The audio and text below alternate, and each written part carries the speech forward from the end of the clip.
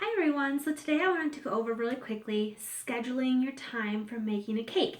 Sometimes it's hard to know, well, how long is this cake going to take, how much time should I give myself, when should I start baking, can I bake the cake days in advance? So I'm just going to walk you through this. This is a unicorn cake I just made. Let me just show you this whole thing.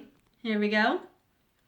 And so what I did was I gave myself 3 whole days to make this cake. Day 1, which was Wednesday, I made all of the fondant and the gum paste. This unicorn guy is gum paste, and then the rest of the cake part is fondant, and then this is also gum paste. So day 1 was making all of that, because I make mine all from scratch. And then I also made his head and body. Because I knew something like this needs to dry at least overnight so you can really handle it and work with it the next day. Then day 2, I baked the cakes. So I baked all my cakes yesterday. This is a 3-layer cake. I baked it, I filled it, I did a crumb coat, and let it sit overnight. I needed it to harden overnight so that I'd be able to get a really good finish on my fondant. And having a firm cake is what gets you there. And so I just knew I needed it to sit overnight. And then with everything else, I gave myself today, which is day 3, to finish the cake. It took me about an hour just to make the rainbow. That was dyeing the fondant, rolling it, placing it, and getting it set in a tray and drying in the oven. Like under the light, I don't have it on, so it's not baking, but that was something I had to do.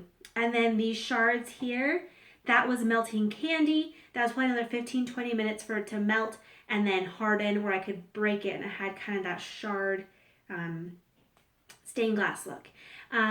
Other parts that you really have to consider is how long it's going to take you to go to store to buy everything. So that was actually the first day was buying all the ingredients. So kind of planning and setting aside all this time. All in all, I probably spent about an hour the first day, and that was just making the fondant, not dyeing it, just making it. And making the gum paste and his body. So that's 1 hour. Then day 2, you look at another hour for mixing, baking, frosting, filling, all of that. The time it sits in the oven, I don't count that as part of my timeline because I'm not doing anything.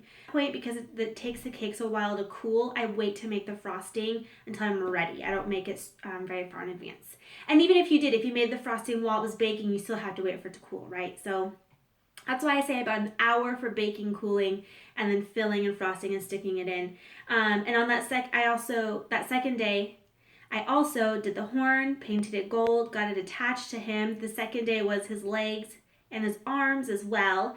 And that was a lot of sculpting, a lot of smoothing to get him to look smooth, ready to be able to stand on his own. He had to dry propped up, so it was just something I really had to work the gum paste, get it smooth, and get his body in the right positioning for this cake. And then that was about it for day 2, so probably 2 hours yesterday working on this. And then day 3, dyeing the fondant is way more time consuming than you'd ever think, especially since I didn't dye it while I was making it because I was doing so many different colors. It took a little longer. So I spent easily an hour dyeing all the different colors, including the light blue for the base of the cake. That's 4 hours and I'm not even done yet. Then probably another 30 minutes of covering, smoothing, trimming, getting all of that done. And then the actual decorating, so placing everything, even writing on top of the cake takes longer than you think. So this cake, I'd say it's probably between 5 to 6 hours altogether. You really want to make sure you're not rushing yourself and doing it all at once. That was one of my biggest mistakes when I first started, was never giving myself enough time. I'd have late nights, all-nighters, and I wouldn't sleep, or I'd get like an hour of sleep and have to get back to work on the cake. So when you're getting ready to bake, it's okay to bake a day in advance. It's okay to bake more than that. Some people will bake all of their cakes on Monday and then freeze them and wait until Thursday to decorate and Friday to deliver, something like that, right?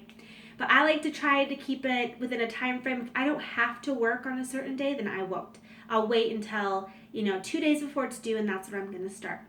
If you have any questions about time frames, about how to schedule your time for a cake, how much time you think it's going to take, comment below, and I'm happy to give you any suggestions, because obviously a intricate fondant cake like this is more detailed than a simple buttercream cake, and those usually is an hour and a half and you're done. So If you have any questions, let me know. I'd be happy to answer them for you.